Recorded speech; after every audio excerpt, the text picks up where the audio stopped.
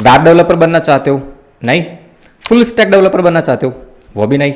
तो back and, front end, चाहे कुछ भी क्यों ना बनना हो माय डियर, अगर वेब डेवलपमेंट इंडस्ट्री में अपना करियर बनाना है तो हमें स्टार्ट तो HTML से ही करना पड़ेगा। इस 70 मिनट की वीडियो में तुम्हें HTML बिल्कुल जीरो से सीखने का मौका मिलेगा, और वो भी बिल्कुल आसान शब्दों के अंदर। मेरा नाम है Waseem and I am a senior software engineer. इस चैनल पर अब हम वेब डेवलपमेंट सीरीज स्टार्ट करने जा रहे हैं, और वो भी फुल ट्यूटोरियल वीडियोज़ के साथ। स्टार्ट करेंगे हम HTML के साथ फुल ट्यूटोरियल वीडियो, एंड उसके बाद हम CSS पे मूव करेंगे, देन जावास्क्रिप्ट, और उसके बाद backend technologies and then database. ये सब कवर करने वाले हैं फुल ट्यूटोरियल वीडियोज़ के अंदर, और साथ ही साथ उसके बाद हम प्रोजेक्ट्स पर भी मूव करेंगे। ठीक है, तो डिसाइड कर लो इस समर वेकेशन में हमें वेब डेवलपर बनना है या फिर नहीं।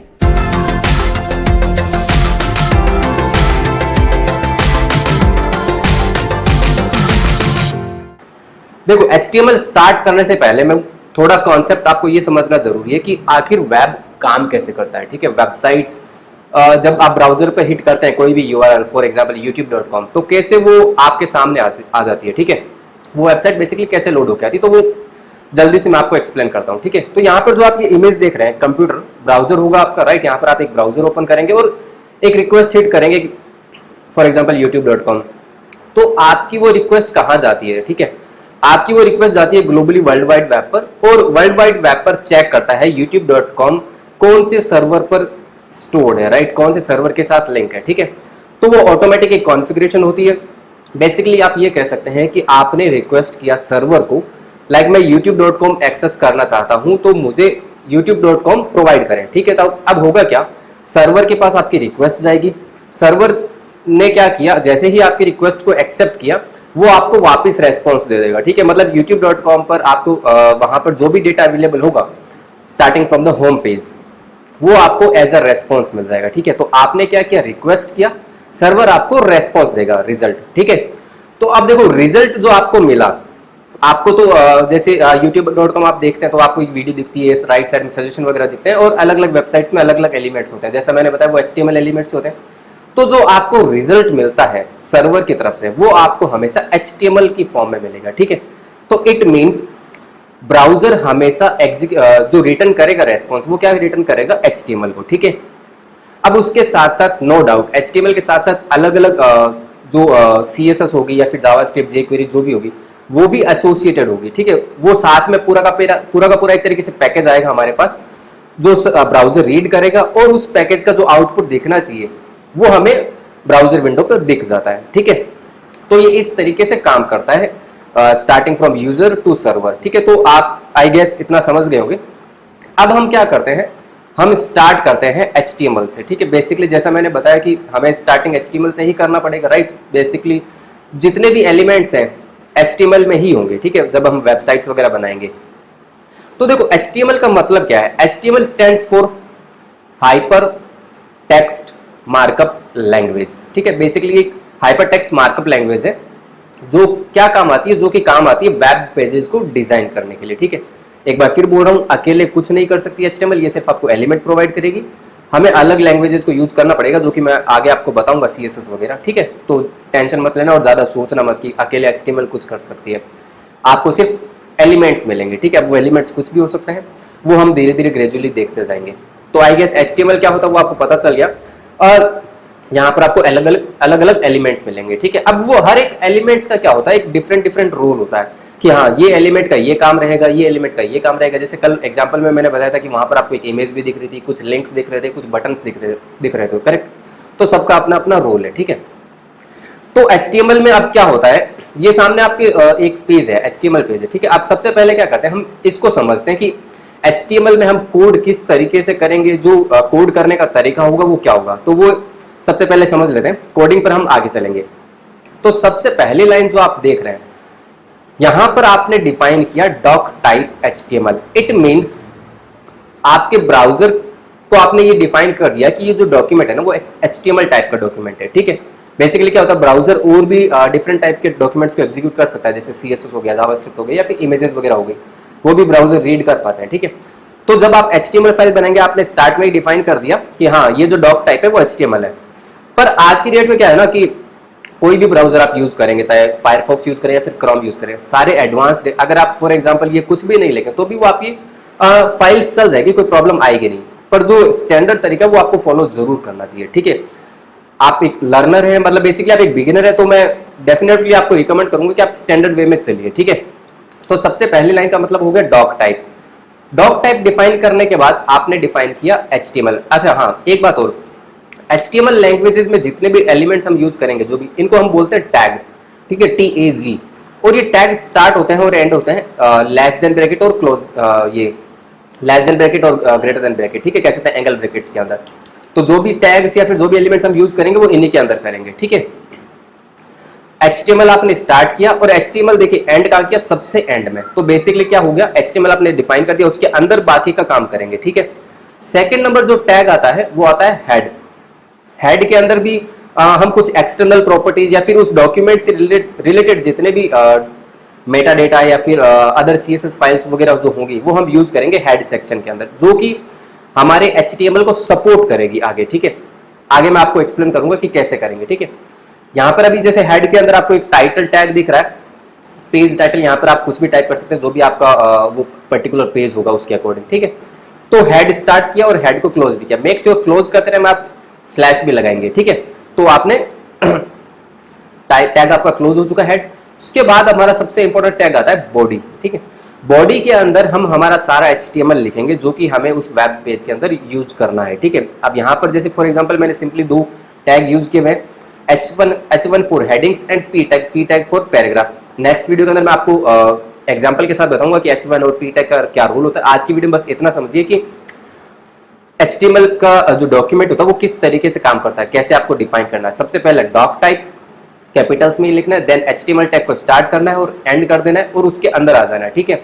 उसके बाद आपको हेड टैग स्टार्ट करना है और हेड टैग को क्लोज कर देना है। उसके अंदर आप टाइटल टैग डिफाइन करेंगे, ठीक है। जरूरी है टाइटल टैग भी डिफाइन करना, अदरवाइज आपको बाद में पता चलेगा कि अगर टाइटल टैग नहीं डालेंगे तो क्या डिफरेंस आता है, ठीक है।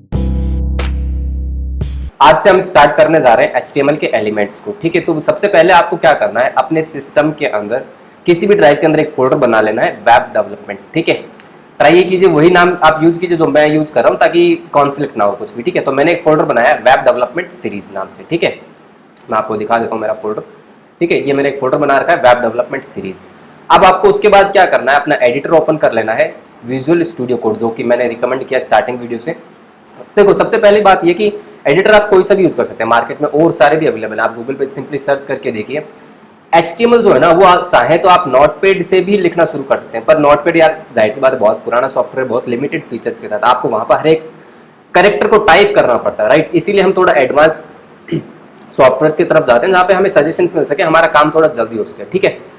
तो अगर आप चाहें तो VS कोड अगर आपको यूज नहीं करना तो आप नोटपैड प्लस प्लस कर सकते हैं, थोड़ा सा एडवांस है। सबलाइम एडिटर आता है एक, वो भी आप यूज कर सकते हैं। मैं जनरली 2 एडिटर्स यूज करता हूँ, सबलाइम एडिटर और second one is VS code, ठीक है। तो इस सीरीज को हम VS कोड के अंदर रिकॉर्ड कर रहे हैं। आपको एक फोल्डर बना लेना है वेब डेवलपमेंट सीरीज, उसके बाद फाइल में आना है और ओपन करना है, और जहां पर भी वो आपका फोल्डर है उसको सेलेक्ट करके ओपन कर लेना है, ठीक है। तो यहाँ पर आपके साइड बार के अंदर वो फोल्डर आ जाएगा।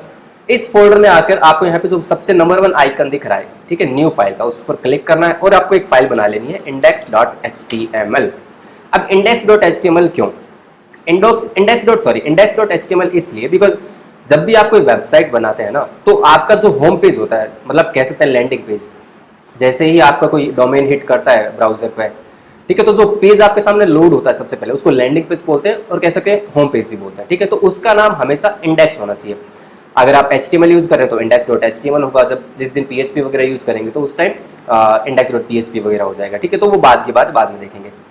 अभी आपको एक फाइल बना लेनी है index.html, ठीक है। तो हमारी ब्लैंक फाइल रेडी है। अब हम HTML का कोड लिख रहे हैं, तो सबसे पहला पार्ट हमारा क्या आता है, डॉक टाइप। तो आपको क्या करना है, एंगल ब्रैकेट स्टार्ट करना है। तो देखो सबसे पहले ही VS कोड ने हमें रिकमेंड कर दिया डॉक टाइप, करेक्ट। बिकॉज क्यों, ये बहुत स्मार्ट IDE है, हमारी .html फाइल है, तो इसे पता है कि हाँ हमें सबसे पहले डिफाइन करना पड़ेगा हमारा डॉक टाइप, राइट। बस एंटर करना है और हमारा डॉक टाइप रेडी। उसके बाद क्या करना है, HTML स्टार्ट करना है, करेक्ट,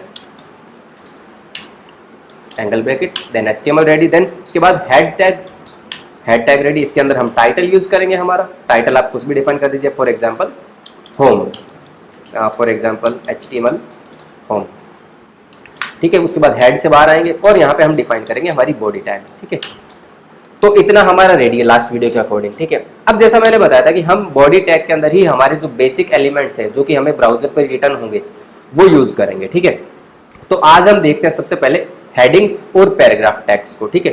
तो हेडिंग्स के लिए देखिए मैं पहले डिफाइन कर देता हूँ, उसके बाद आपको एक्सप्लेन कर देता हूँ, ठीक है। H1 से स्टार्ट होता है, H फॉर हेडिंग। H1 क्या होता है? H, ठीक है। तो उसके अंदर क्या लिखा आपने? सिंपली जैसे मेरा नाम लिख दिया, फॉर एग्जांपल वसीम अहमद, ठीक है। फिर इसके बाद आपने हेडिंग 2 स्टार्ट किया, फिर से मेरा नाम लिख दिया, ठीक है। आप अपना लिख भी सकते हैं, कोई फर्क नहीं पड़ता, ठीक है। उसके बाद H3, H4,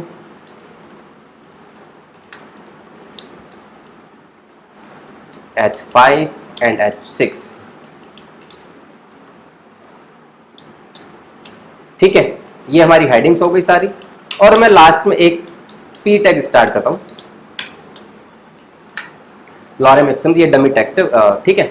अब इसको क्या करना है, आपको सिंपली रन करना है। तो अगर आपने बेसिक्स ऑफ प्रोग्रामिंग सीरीज देखी है तो आपको पता होगा कि HTML फाइल कैसे रन करते हैं। आपकी फाइल बन चुकी है, आपको सिंपली उस पर डबल क्लिक करना है, नथिंग एल्स, और वो फाइल आपकी ब्राउजर में ओपन हो चुकी है।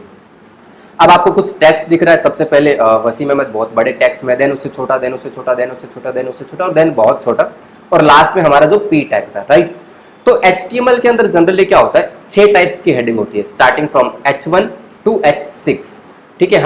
अगर हमें बहुत ज़्यादा बड़ा फॉन्ट चाहिए तो हम H1 यूज कर सकते हैं, उससे थोड़ा छोटा चाहिए तो H2, और बहुत ज़्यादा छोटा चाहिए तो हम H6 तक भी जा सकते हैं, ठीक है। तो बेसिकली डिफरेंस कुछ भी नहीं है, बस ये टेक्स्ट के जो फॉन्ट का जो साइज उसे छोटा बड़ा करता रहता है, ठीक है। दूसरा डिफरेंस यहाँ पे ये आ जाता है कि जब भी आप हेडिंग्स यूज करते हैं या फिर पी टैग को यूज करते हैं फॉर पैराग्राफ, ये हमेशा नेक्स्ट लाइन से शुरू होता है, ठीक है। अब देखिए जैसे हमेशा देखिए H1 स्टार्ट हुआ, H1 क्लोज भी हमारा वहां पे हो चुका था, और यहाँ पर H2 का जो टेक्स्ट था वो ऑटोमेटिकली नेक्स्ट लाइन के अंदर आया, ठीक है। फॉर एग्जाम्पल मैं HTML का कोई और एलिमेंट अगर यूज करूँ अभी के लिए, आपको एग्जाम्पल के लिए बताता हूँ, ठीक है। जैसे एक टैग ये आता है, सॉरी इसके बाद नहीं करते, 2 टैग यूज करते हैं हम P के बाद, हेलो, स्पान क्लोज किया, देन एक और स्पान स्टार्ट किया, इसके अंदर लिखा वर्ल्ड, ठीक है। अब इसको हम करते हैं रन करके देखते हैं, वापस ब्राउजर पे आते हैं और इसको करते हैं रीलोड। तो ये लास्ट में देखो 2 हेलो वर्ल्ड दिखा, पर एक ही लाइन के अंदर दिखा, right. H1, H2, H3, H4, H6 तक जाने के बाद में आपको डिफरेंस पता चल रहा है ना कि सारे ऑटोमेटिकली नए लाइन में आ रहे हैं, और जो अदर टैग थे वो ऑटोमेटिकली एक के बाद एक आ रहे हैं, इनलाइन आ रहे हैं, ठीक है। तो हेडिंग्स आप समझ गए। पी टैग भी जनरली जहां पर हमें पैराग्राफ्स वगैरह यूज करने होंगे वहां पर हम पी टैग को यूज करेंगे, ठीक है। अब इनका क्या करते हैं, देखते हैं कि हमारा को लाइक व्यू सोर्स करके देखते हैं कि ब्राउजर हमें रिटर्न क्या करता है। राइट क्लिक कीजिए और व्यू सोर्स देखिए, तो व्यू सोर्स में हमको क्या मिला, HTML मिला, करेक्ट। जो HTML हमने वहां लिखा वो हमें यहाँ पे सोर्स करके देख सकते हैं, लाइक हमने क्या कोड लिखा है। तो जैसा मैंने लास्ट वीडियो के अंदर बताया था, ब्राउजर हमेशा HTML रिटर्न करेगा, ठीक है। तो वो HTML आप देख पा रहे हैं, व्यू सोर्स करेंगे तो सारा का सारा कोड दिख गया, और एंड रिजल्ट क्या आएगा वो ब्राउजर ने रीड करके हमें एग्जीक्यूट करके दे दिया, करेक्ट। अब देखिए इनका यूजेज कहाँ पे होगा वो मैं आपको बताता हूँ। जैसे स्टार्टिंग वीडियो में मैंने आपको एक वेबसाइट बताई थी, जैसे ये वेबसाइट है, ठीक है। तो इसमें आप जो ये 4 बॉक्सेस देख रहे हैं, इनमें आपको दिख रहा है सबसे पहले download, list your company, get business leads और एडवर्टाइज इन अफ्रीका। तो ये चारों अपने आप में हेडिंग्स है, ठीक है। थोड़ा फॉन्ट साइज छोटा बड़ा है तो हो सकता है H2 हो या फिर H3 हो, करेक्ट। यहाँ पर आपको एक हेडिंग दिख रही है, ब्राउज कंपनीज बाय कैटेगरीज, तो ये हो सकता है H3 हो।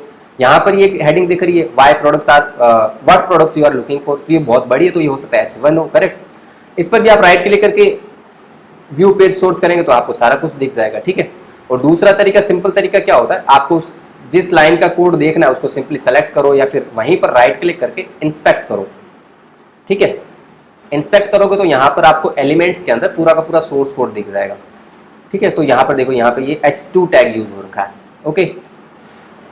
ज़्यादा देखने की जरूरत नहीं, अभी सिंपली इतना समझिए कि हेडिंग्स क्या होती है। यहाँ पर हेडिंग यूज हो रही है, यहाँ पर भी एक हेडिंग यूज हो रही है, राइट। बड़ी है तो ऑब्वियस सी बात है कि H1 हो सकता है। अब आपको इस पेज पे कोई भी पी टैग नहीं दिख रहा, पी टैग ये है, ये रहा, जैसे ये 2 लाइन का टेक्स्ट है, ये एक पी टैग है, करेक्ट।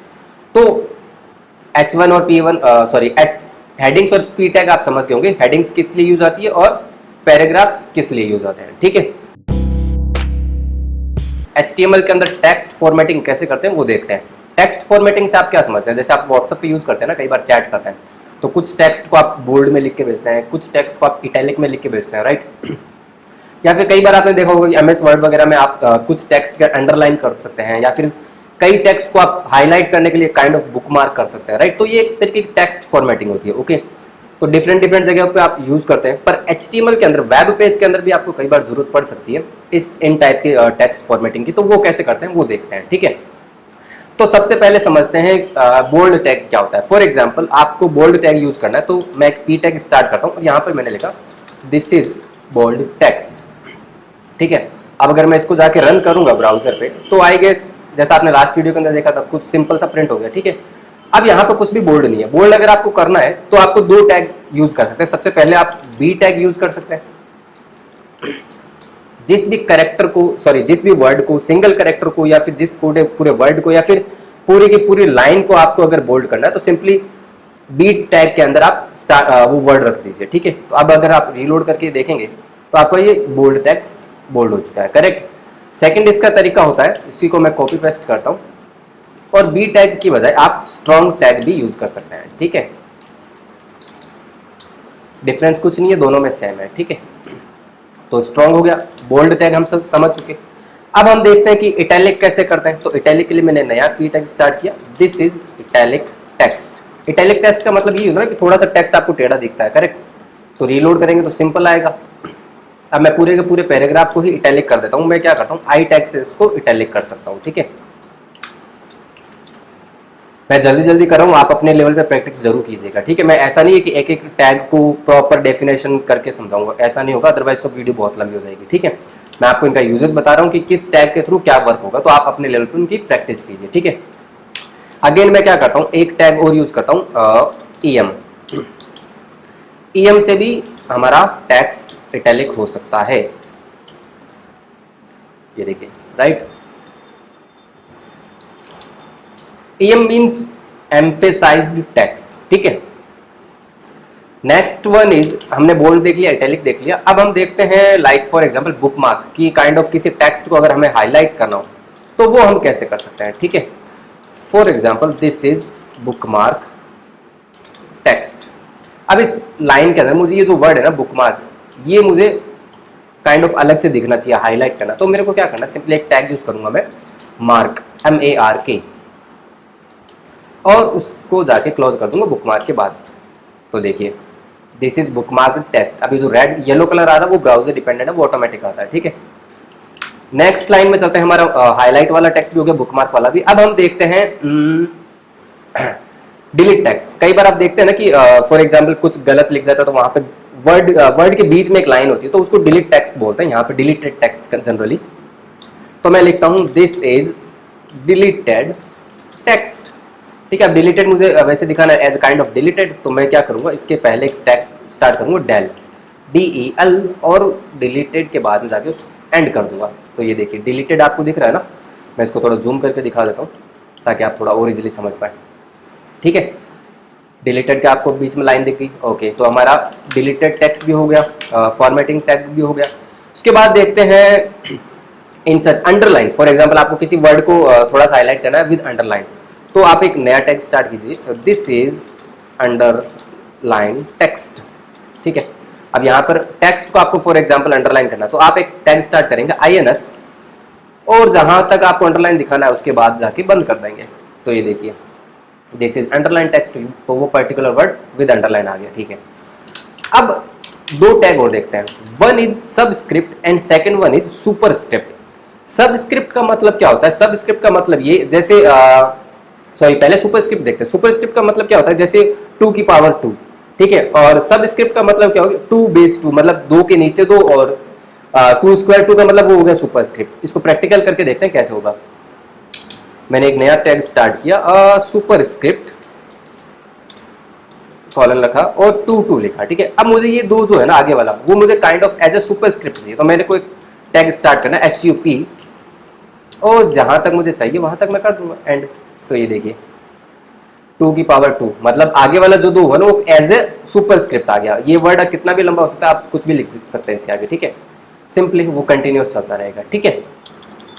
और उसी तरीके से अगर मान लीजिए सबस्क्रिप्ट होता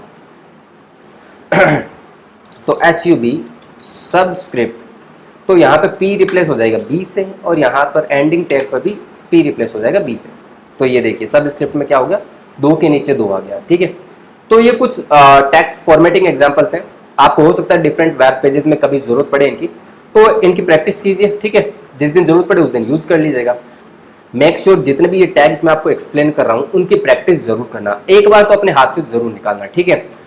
अब यार देखो, इन टैग्स की मैं कोई एक्सरसाइज तो दे नहीं सकता, पर जैसे जैसे हमारी सीरीज आगे बढ़ती जाएगी ना, आगे वाली सीरीजेस के अंदर मैं आपको एक्सरसाइज भी दूंगा, ठीक है। जैसे फॉर एग्जांपल लिस्ट आएगा, टेबल्स आएगा या फॉर्म्स आएंगे, वहां पर मैं आपको एक्सरसाइजेस दूंगा, ठीक है। तो वो आप स्टार्ट कीजिएगा, और जिस दिन सीएसएस स्टार्ट हो जाएगा तो वहां से तो जो एक्सरसाइज का लेवल है वो और भी ज्यादा बढ़ जाएगा, ठीक है। इनकी एक बार प्रैक्टिस कर लो। यूजेज जो है ना इनका, रियल मायने में जो HTML का यूज है ना वो CSS के साथ ही होगा। अभी बस एक बार के लिए प्रैक्टिस कर लो, ताकि दिमाग में बैठ जाए कि हाँ कौन सा टैग किस काम आता है, ठीक है। तो सबसे पहले मैं क्या करता हूँ, देखो हाइपरलिंक कॉन्सेप्ट समझने के लिए मुझे कम से कम 2 फाइल्स की जरूरत है। तो मैं क्या करता हूँ, 2 फाइल्स क्रिएट कर लेता हूँ। मैं सिंपली जो एग्जिस्टिंग फाइल है उसी को सेव एज कर रहा हूँ, नाम देता हूँ links-img, ठीक है।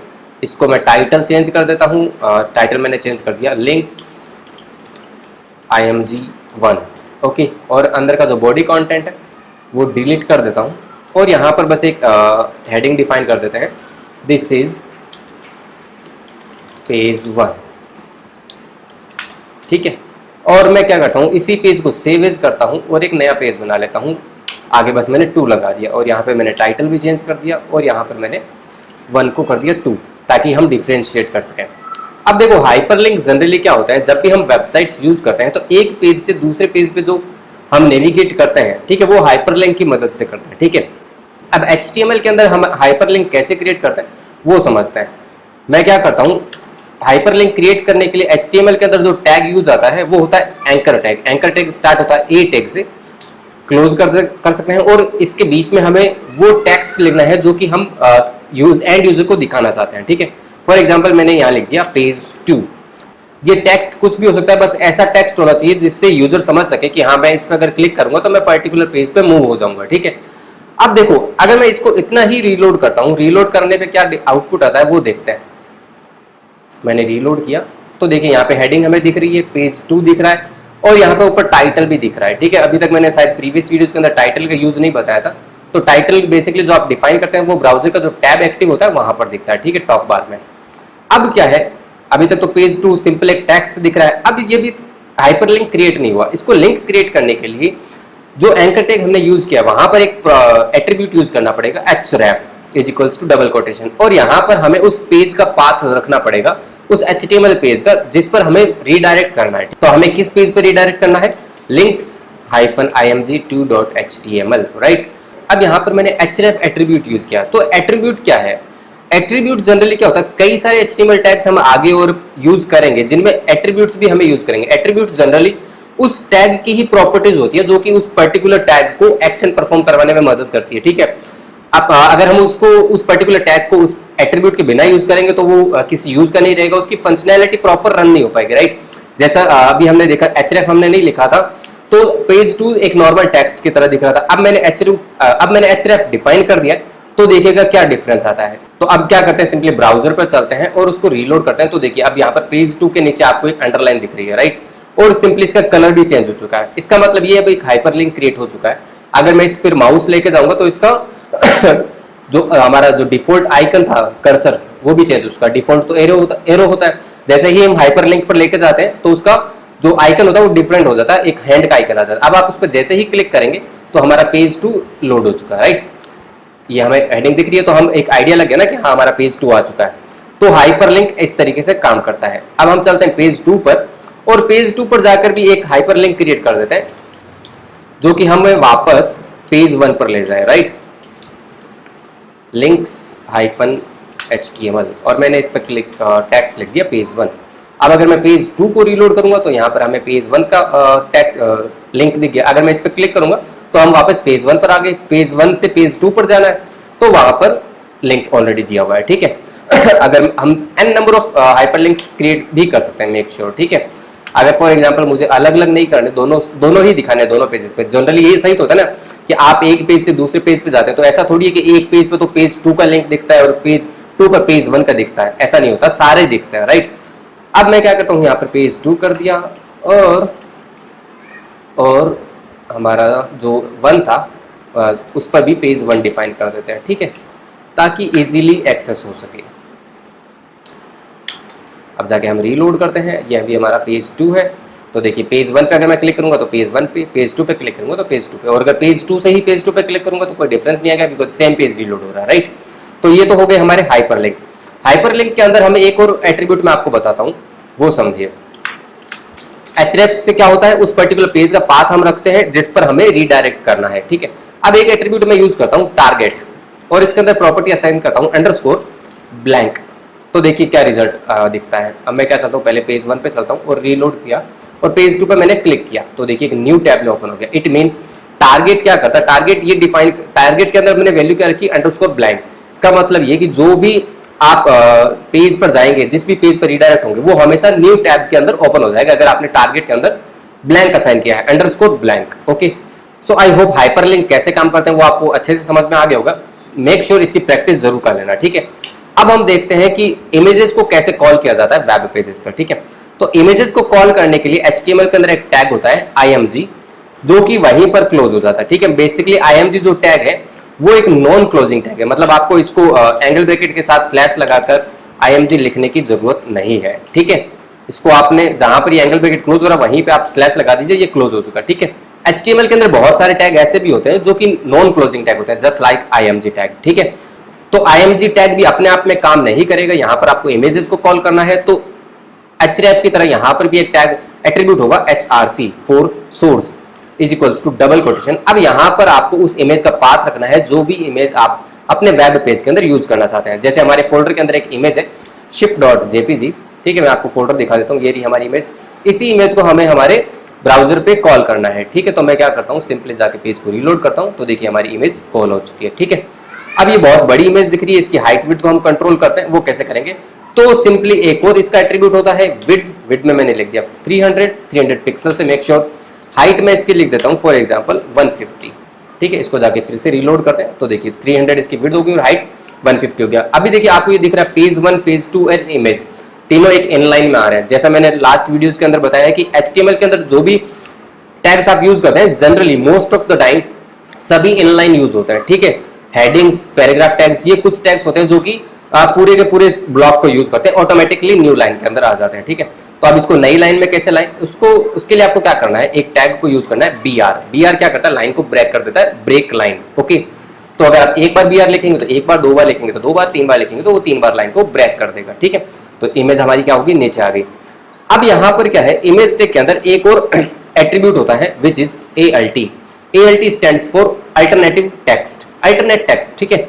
इसके अंदर आप कुछ भी लिख सकते हैं, फॉर एग्जांपल शिप इमेज। इसका क्या यूज है वो देखिए। अगर मैं आकर ब्राउजर को रीलोड करता हूँ, कुछ भी फर्क नहीं पड़ा। इन केस में यहाँ पर कोई और इमेज का नाम लिख देता हूँ या फिर इमेज का पाथ चेंज हो जाता है, तो देखिए अब क्या डिफरेंस आता है।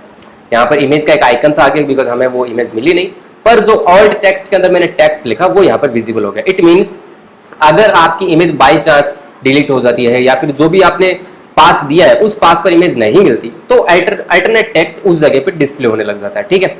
अब यहाँ पर जो आप इमेज यूज कर रहे हैं, अभी तो ये हम हमारी लोकल ड्राइव से यूज कर रहे हैं, मतलब जहां पर हमारी HTML फाइल्स है वहीं पर हमारी इमेज है। अगर आपको किसी और वेबसाइट से या फिर ऑनलाइन किसी पर्टिकुलर पाथ से इमेज को कॉल करना हो तो वो कैसे करेंगे, वो हम समझते हैं। उसके लिए फॉर एग्जाम्पल मैंने लिखा गूगल पर कार इमेजेस, ठीक है। अब फॉर एग्जाम्पल हम इमेजेस पे चलते हैं और ये इमेज फॉर एग्जाम्पल हम पिक करते हैं, ठीक है। और इसका पाथ मैं क्या करता हूँ, इसका मैंने न्यू टैब में ओपन किया, पाथ को मैंने कॉपी किया और यहाँ पर SRC के अंदर मैंने सिंपली वो पाथ पेस्ट कर दिया, ठीक है। अब जाके हम रीलोड करते हैं हमारे पेज को, सी वो इमेज अभी भी वहाँ पर है, ठीक है। मतलब जो भी हमने लिखा था, जो भी हमने पाथ डिफाइन किया, वो इमेज वहाँ पर कॉल हो चुकी है, करेक्ट। तो ये इस तरीके से IMG टैग काम करता है। सो आई होप अब आपको समझ में आ गया होगा कि वेब पेजेस पे हाइपरलिंक कैसे काम करते हैं, बेसिकली नेविगेशन और इमेजेस कैसे काम करती है, ठीक है। HTML के अंदर हम टेबल्स को कैसे यूज करते हैं, बेसिकली कई बार हमें वेब पेजेस के अंदर टेबल फॉर्मेट में भी डेटा दिखाना पड़ता है। For example list of students, ठीक है, जहां पर आपको स्टूडेंट का नाम दिखाना है, उसकी एज दिखानी है और उसकी क्लास दिखानी है, तो वो समझते हैं हम कैसे करेंगे, ठीक है। आपको सिंपली क्या करना है, एक पेज बना लेना है टेबल्स.html, जो कि मैंने ऑलरेडी बनाया हुआ है इसी तरीके से। तो HTML के अंदर टेबल बनाने के लिए हमें टैग यूज करना होता है टेबल। टेबल स्टार्ट करेंगे और एंड कर देंगे और इसको एंटर हिट करके हम उसके अंदर आ जाएंगे, ठीक है। अब यहाँ पर देखो टेबल के अंदर जनरली दो सेक्शन होता है। एक सेक्शन होता है जहां पर सारी हेडिंग्स लिखते हैं और सेकंड सेक्शन होता है बॉडी सेक्शन जहां पे सारा डेटा होता है, ठीक है। तो heading section generally head section में आता है, तो वो डिफाइन होता है टी हेड से, ठीक है। यहाँ पर हम एक रो डिफाइन करेंगे। Row it means table row, TR का मतलब यहाँ पे टेबल रो है, ठीक है। इसके अंदर आएंगे और अब यहाँ पर आप डिफाइन करेंगे TH जो कि होगा टेबल हेडिंग। यहाँ पर हमारा पहला कॉलम होगा नेम, सेकंड कॉलम होगा, देन थर्ड कॉलम होगा। सेकंड कॉलम में होगा for example city and last column होगा क्लास, ठीक है। ये तीन हमारे कॉलम बन गए। इसको अगर रन करके देखते हैं तो देखते हैं हमारा आउटपुट क्या आता है।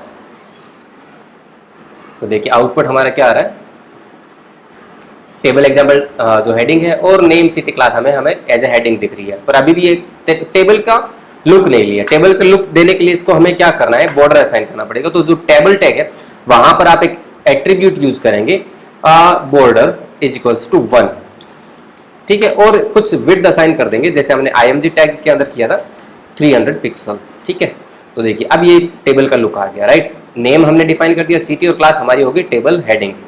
अब इसके अंदर हम कुछ डेटा स्टोर करते हैं। तो हेडिंग सेक्शन हमारा क्लोज हो चुका है। अब हमारी बारी आती है टेबल की बॉडी की। तो टेबल की बॉडी स्टार्ट होती है टी बॉडी, देन एंटर करेंगे। अब इसके अंदर हमें फिर से एक रो क्रिएट करनी है। रो क्रिएट करने के लिए अगेन TR, ठीक है। और TR के अंदर देखो यहाँ पर बेसिकली तीन कॉलम है ना, नेम सिटी और क्लास। तो यहाँ पर हमें तीन कॉलम डिफाइन करने पड़ेंगे। First one is for name, second one for class and third one for second पर सिटी, थर्ड पर क्लास। तो नेम फॉर एग्जांपल मान लिया हो गया वसीम, एंड देन मैं इसको कॉपी पेस्ट करता हूँ। सिटी हो गया for example Bikaner and class हो गया फॉर एग्जांपल MCA। अब जाके इसको रीलोड करते हैं तो देखिए वसीम, बीकानेर एंड MCA। इसी तरीके से आप n number of rose create कर सकते हैं। मान लीजिए 5 स्टूडेंट्स हैं तो आपको यहाँ पर 5 रो क्रिएट करनी है, ठीक है। एक और क्रिएट कर देता हूँ मैं, ठीक है। क्लासेज में चेंज कर देता हूँ सभी की। फॉर एग्जांपल इसमें मैंने कर दिया जयपुर, ठीक है। ये कुछ भी हो सकता है XYZ, ठीक है। ये फॉर एग्जांपल अजय, ठीक है। इसकी क्लास होगी BCA फॉर एग्जांपल। आप 3 ही ले लेते हैं ताकि डेटा एंट्री टाइपिंग का टाइम वेस्ट ना हो ज़्यादा। उसको जाके मैंने रीलोड किया तो देखिए 3 रो क्रिएट हो चुकी है, ओके। अब जो हेड टैग मैंने डिफाइन किया, क्या इसको यूज करना जरूरी है? मैंडेटरी नहीं है, आप करना चाहे तो कर सकते हैं और नहीं करना चाहे तो ना भी करें, कोई दिक्कत नहीं है। अगर इसको डिलीट करके भी रीलोड करेंगे तो कोई खास फर्क पड़ता नहीं है। ब्राउजर हमारे काफ़ी स्मार्ट है, ठीक है। बेसिकली होता ही है कि जो भी हमारे कॉलम्स होते हैं ना, सॉरी हेडिंग्स होती है, वो यूज होती है TH के साथ, ठीक है, जो कि हमारी टेबल का रिप्रेजेंट करते हैं कि हाँ ये जो कॉलम में डेटा आ रहा है वो किस वैल्यू का डेटा, राइट। यहाँ पे जो फर्स्ट कॉलम में डेटा है वो नेम है, सेकंड कॉलम में जो डेटा है वो सिटी एंड थर्ड कॉलम में जो डेटा है वो हमारा क्लास हो गया, राइट। आई डोंट थिंक ये मुझे ज्यादा एक्सप्लेन करने की जरूरत है, ठीक है। जनरली हम यूज करते भी है। अब अगर फॉर एग्जांपल जैसे हेड हटाए तो वैसे बॉडी हटा सकते हैं क्या? बिल्कुल हटा सकते हैं, कोई खास फर्क नहीं पड़ेगा, ठीक है। मैं इसको वापस अंडू कर देता हूँ। बेस्ट प्रैक्टिस के लिए आप इसको यूज कीजिए, स्किप करने की कोशिश ना करें तो बेहतर है, ताकि थोड़ा सा डेटा जो कोड कर रहे हैं आप थोड़ा और वेल डिफाइंड रहेगा, ठीक है। यूजर फ्रेंडली रहेगा, थोड़ा आप ही के लिए इजी रहेगा आइडेंटिफाई करना, ठीक है। तो ये तो होगी बेसिक टेबल की कैसे यूज कर सकते हैं, ठीक है। अब टेबल्स के अंदर देखो मैं जितना पॉसिबल हो रहा है आपको एक एक टैग का बता रहा हूँ कि कौन से टैग का क्या यूज है। फॉर एग्जाम्पल अब दो कॉन्सेप्ट देखते हैं। एक होता है row span and second one is call span. Call span का क्या मतलब होता है? कॉल स्पान का मतलब ये होता है कि 2 कॉलम्स को मर्ज कर देना, ठीक है। और रो स्पान का मतलब ये होता है कि 2 रोज को मर्ज कर देना, ठीक है। अब ये कैसे काम करता है वो हम समझते हैं, ठीक है। सबसे पहले देखते हैं कॉल स्पान। फॉर एग्जाम्पल मुझे एक नया कॉलम में बनाता हूं और जिसके अंदर मैं फॉर एग्जाम्पल लिख देता हूं फोन नंबर, ठीक है। अब यहां पर मैंने क्या डिफाइन कर दिया, कॉल स्पान 2, ठीक है। मैं क्या करता हूं बाकी का एक बार डेटा डिलीट कर देता हूं ताकि एक ही रो में देखते हैं, ताकि बार बार डेटा एंट्री ना करनी पड़े, ठीक है। और मैं यहां लिख देता हूं, पहले एक बार जाके रीलोड करते हैं, देखते हैं हमारा आउटपुट क्या आता है, ठीक है। तो देखिए आउटपुट अभी कोई खास डिफरेंस नहीं आया क्योंकि हमें सिर्फ एक हेडिंग ही ऐड किया। हमें अभी एक नया कॉलम ऐड करना है जहां पर हमारा सारा डेटा है, राइट। अब यहाँ पर मैं 2 नए कॉलम लेता हूँ। फॉर एग्जाम्पल मैंने एक में एक लैंडलाइन नंबर लिख दिया, ठीक है, और एक नया कॉलम लिया जिसके अंदर मैंने मोबाइल नंबर लिखेगा, ठीक है, फॉर एग्जाम्पल ये लिख दिया। अब जाकर मैं इसको रीलोड करता हूँ, ठीक है, तो देखिए इसकी थोड़ी मैं विड्थ बढ़ा देता हूँ ताकि डेटा में थोड़ी और क्लियरिटी हो सके हमें। तो देखिए अब ये फ़ोन नंबर जो कॉलम है वो किन किन कॉलम्स को रिप्रेजेंट कर रहा है, लैंडलाइन वाले को भी कर रहा है और मोबाइल नंबर वाले को भी कर रहा है, ठीक है। तो ये हमारा क्या हो गया, कॉल स्पान, ठीक है। इसी तरीके से हम रो स्पान भी यूज कर सकते हैं, ठीक है। रो स्पान किस तरीके से काम करता है वो देखते हैं। तो रो स्पान के लिए मुझे एक नई टेबल बनानी पड़ेगी, मैं जल्दी जल्दी से एक टेबल क्रिएट कर देता हूं। तो रो स्पान के केस में हमारा टेबल का स्ट्रक्चर चेंज हो जाता है। अब टेबल का स्ट्रक्चर आपको देखिए ऐसा दिख रहा है। बेसिकली जो इस केस में हमारे जो कॉलम्स हैं वो लेफ्ट साइड में आ गए। बेसिकली कई बार आप ऐसी भी टेबल्स देखते होंगे जहां पर हेडिंग्स लेफ्ट में होती है और डेटा राइट साइड में होता है, राइट। अब यहाँ पर नेम लेफ्ट साइड में हेडिंग है तो नेम के अंदर डेटा आ गया। फोन देखिए, फोन की जो वैल्यू है, हाइट है, वो इंक्रीज हो चुकी है बिकॉज यहाँ पर राइट में उसके आगे 2 कॉलम्स है, राइट। तो यहाँ पर मैंने क्या किया, रो को स्पान कर दिया। तो देखिए जैसे आपको इस कोड में दिख रहा है, first column first row is for name, right, name हो गया हमारा हेडिंग, और टीडी के अंदर हमारा गया table data, right. Second heading के अंदर मैंने क्या किया, टेबल रो के अंदर नेम जो हमारा हेडिंग था उसको रो स्पान असाइन कर दिया 2, ठीक है। इट मीन्स 2 कॉलम ये स्टोर करेगा, 2 कॉलम की वैल्यू डिफाइन करेगा, ठीक है। और उसके आगे मैंने एक डिफाइन कर दिया टीडी टेबल डेटा। उसके बाद मैंने एक और टेबल डिफाइन किया और उसके अंदर मैंने कोई भी कॉलम डिफाइन नहीं किया, सिंपली टीडी डिफाइन कर दिया विद मोबाइल नंबर। तो ये इस तरीके का इसका रिजल्ट आ गया, ठीक है। सो आई होप आप लोगों को HTML के अंदर टेबल्स कैसे डिजाइन करते हैं वो समझ में आ गया होगा। मेक श्योर इसकी प्रैक्टिस जरूर करना, अदरवाइज प्रैक्टिस नहीं करोगे तो कुछ भी समझ में नहीं आएगा, देखने से समझ में नहीं आएगा, हाथ से निकालोगे तो ही चीजें अच्छे से क्लियर होंगी, ठीक है। अब मैं क्या करूंगा, यहाँ से तुम लोगों को कुछ एक्सरसाइज देने लग जाऊंगा। जैसे सर्च करते हैं यहीं पर HTML टेबल एग्जाम्पल्स, ठीक है। तो गूगल पर जाके इमेजेस देखते हैं तो काफी सारे सैंपल आ जाएंगे। मैं इन्हीं में से 2-3 इमेजेस निकाल के नीचे डिस्क्रिप्शन में उनके लिंक डाल दूंगा, उन पर सिंपली क्लिक करना, वो तुमको यहीं ले आएंगे और ट्राई करना कि इसी टाइप की इमेजेस डिजाइन करो, ठीक है। उसके लिए हम क्या करते हैं, सबसे पहले W3 स्कूल्स पर चलते हैं और वहां पर मैं आपको लिस्ट के टाइप बताता हूँ। सबसे पहले है ordered list, sorry unordered list and ordered list, ठीक है। एक तीसरे टाइप की भी होती है, वो हम इन दोनों के बाद में देखेंगे। अब W3schools.com मैं आपको इसलिए रिकमेंड करूंगा बिकॉज ये बहुत अच्छी वेबसाइट है, ठीक है। अगर आप खुद से पढ़कर चीज़ों को सीख सकते हैं तो ये नंबर 1 वेबसाइट, आप इसको जरूर यूज कीजिए। और अगर मान लीजिए पढ़कर समझने में प्रॉब्लम है तो नो डाउट आप वीडियो सीरीज भी देख सकते हैं, जैसा कि आप ये वीडियो देख रहे हैं, ठीक है। तो हम देखते हैं सबसे पहले अनऑर्डर्ड लिस्ट, ठीक है। अनऑर्डर्ड लिस्ट के लिए टैग होता है UL, ओके। ये हमारी लिस्ट क्रिएट होगी। अब लिस्ट आइटम्स हमें डालने हैं तो लिस्ट आइटम्स के लिए टैग होगा LI, for example first item, और जितने नंबर ऑफ आइटम्स आपके उस लिस्ट में होंगे, ठीक है, आप सिंपली ऐड करते जाइए। सेकंड आइटम, ठीक है, then again LI, third item, ठीक है। बस इस तरीके से आप जितने नंबर ऑफ आइटम्स अपने लिस्ट के अंदर चाहते हैं सिंपली LI ऐड करते जाइए और वो अपेंड होते जाएंगे। अब हम इसको रन करके देखते हैं। फाइल मैंने ऑलरेडी बना रखी थी, ठीक है, मेक श्योर। तो ये देखिए ये लिस्ट तो हमारी हेडिंग होगी जो मैंने H3 के अंदर डिफाइन की थी, ओके। और ये हमारी अनऑर्डर्ड लिस्ट के आइटम्स आ चुके हैं, ठीक है। डिफॉल्ट ये सारे बुलेट्स के अंदर आते हैं, ठीक है, ओके। तो ये हो गई हमारी अनऑर्डर्ड लिस्ट। मैं इसकी हेडिंग चेंज कर देता हूँ बिकॉज हमें इसी पेज पर बाकी की लिस्ट्स भी देखनी है, ठीक है। तो ये हो गई हमारी अनऑर्डर्ड लिस्ट। अब हम देखते हैं ऑर्डर्ड लिस्ट। तो मैं हेडिंग नहीं डालता हूँ और मैं सिंपली हेडिंग का टेक्स्ट चेंज कर देता हूँ। अनऑर्डर्ड लिस्ट कहाँ से स्टार्ट हो रही थी, UL से, और ऑर्डर्ड लिस्ट स्टार्ट होगी OL से। और कुछ भी चेंज नहीं है, बाकी सारा सब कुछ सेम है, ठीक है। तो मैं क्या करता हूँ, सिंपली वही आइटम्स कॉपी करके यहाँ पर पेस्ट कर देता हूँ। अब मैं इसको जाके रीलोड करता हूँ तो देखिए अनऑर्डर्ड लिस्ट में आपको सारे आइटम दिख रहे हैं, राइट, और ऑर्डर्ड लिस्ट में आपको नंबरिंग के साथ आइटम दिख रहे हैं। तो ये दोनों में डिफरेंस है बेसिकली, कि अनऑर्डर्ड में जो लिस्ट का जो हाईलाइट होता है ना, कह सकते हैं कि वो डॉट के साथ होता है, बुलेट के साथ, ठीक है। और यहाँ पर जो ऑर्डर्ड लिस्ट में जो नंबरिंग नंबर्स के साथ आइटम्स को रिप्रेजेंट किया जाता है, ठीक है। तो ये तो हमारे हो गए अनऑर्डर्ड लिस्ट और ऑर्डर्ड लिस्ट। अब तीसरा लिस्ट का टाइप कौन सा होता है वो देखते हैं। तीसरा लिस्ट का टाइप होता है डिस्क्रिप्शन लिस्ट, ठीक है। अब डिस्क्रिप्शन लिस्ट जनरली क्या होता है ना, जैसे आप कई बार क्या है, फॉर एग्जांपल आप पेपर्स वगैरह में या फिर अपने एकेडमिक्स वगैरह में डेफिनेशन वाला जो काम करते हैं ना, फॉर एग्जांपल आपको कोई एक वर्ड दे दिया, आपको बोला कि उस वर्ड की डेफिनेशन लिखो 20 वर्ड्स में, 30 वर्ड्स में, what ever the words length is, okay. तो उस केस में काम आता है डिस्क्रिप्शन लिस्ट, ठीक है। तो डिस्क्रिप्शन लिस्ट को किस तरीके से यूज करते हैं वो देखिए। सबसे पहले मैं क्या करता हूँ, हेडिंग कॉपी करता हूँ और पेस्ट किया मैंने, और डिस्क्रिप्शन लिस्ट का टाइटल भी कॉपी कर लिया वहाँ से।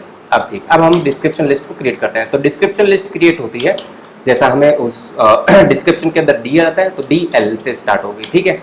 अब इसके अंदर देखो दो वर्ड होता है, एक तो होता है कह सकते हैं डिस्क्रिप्शन का जो टैग होता है ना, सॉरी टर्म होती है बेसिकली, कि आपको पर्टिकुलर किस टर्म को डिफाइन करना है, तो वो डिफाइन होता है, टैग होगा उसके लिए DT। फॉर एग्जाम्पल मैंने लिख दिया वेब डेवलपमेंट, सॉरी कुछ और लिख देते हैं, व्हाट इज कंप्यूटर, ठीक है। तो ये तो टर्म हो गई। अब इसकी डेफिनेशन लिखनी पड़ेगी, तो वो होगी DD से double T, okay, basically description कह सकते हैं उसको। तो यहाँ पर आप कुछ भी लिख सकते हैं, ठीक है। जैसे मैंने अभी लॉरेम इप्सम लिख दिया फॉर एग्जाम्पल। अब इसको हम रन करके देखते हैं हमारा आउटपुट क्या आता है। तो ये देखिए व्हाट इज कंप्यूटर, और डिफरेंस बस इतना ही है कि जो आपने डिस्क्रिप्शन के अंदर जो डेटा लिखा ना, वो एक टैब के बाद आता है, कुछ पर्टिकुलर स्पेस ले लेता है वो अपने आप में और उसके बाद स्टार्ट होता है, ठीक है। अब आप सिंपली इसको कॉपी कीजिए और अपना दूसरा आइटम डिफाइन कर दीजिए, for example what is hardware, ठीक है। उसको जाके रीलोड कीजिए, तो ये देखिए इस तरीके का इसका आउटपुट आता है। अगर थोड़ा और लाइक इसको हाईलाइट करना, तो आप ये कर सकते हैं कि जो आपकी टर्म्स हैं आप उनको बोल्ड कर दीजिए। मेक श्योर आप, जैसे मैंने ये टेक्स्ट फॉर्मेटिंग के अंदर आपको बताए थे ये सारे टैग्स, तो आप इनको जहाँ चाहें वहाँ यूज़ कर सकते हैं, ठीक है। तो ये देखिए ये बोल्ड में आ गए, और उनकी डेफिनेशन जो होगी वो नॉर्मल फॉन्ट में चल रही है। तो ये हो गई हमारे HTML के अंदर तीनों लिस्ट के टाइप, ठीक है। अब क्या है कि ना इन लिस्ट के अंदर कुछ एट्रीब्यूट्स भी होते हैं।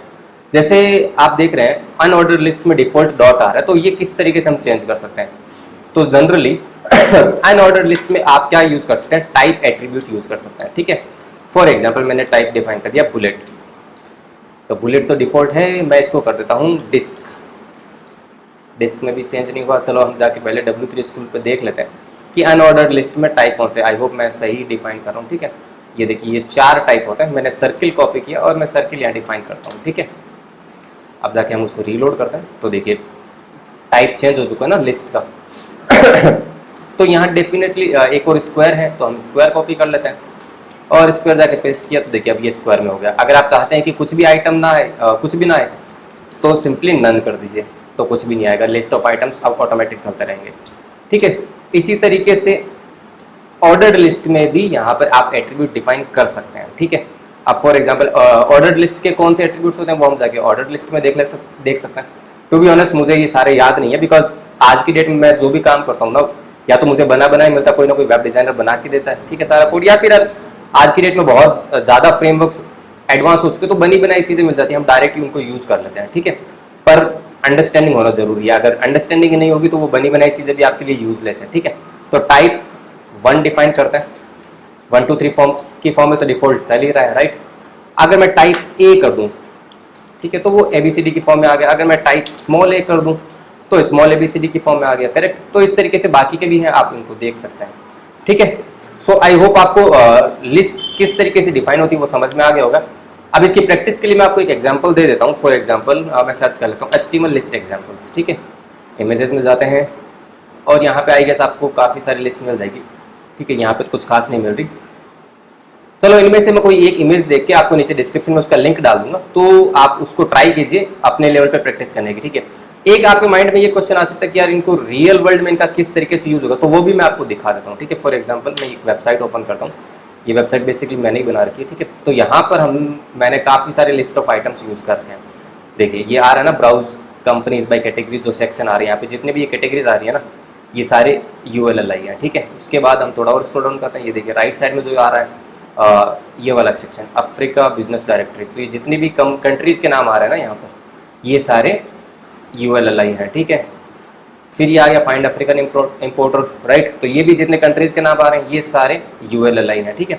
अब वो बाद की बात है कि इनको इस तरीके से फॉर्मेट कैसे किया वो हम बाद में देखेंगे जब हम CSS करेंगे, ठीक है।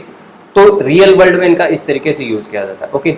सो आई होप आपको HTML के अंदर लिस्ट किस तरीके से काम करती है वो समझ में आ गई होगी।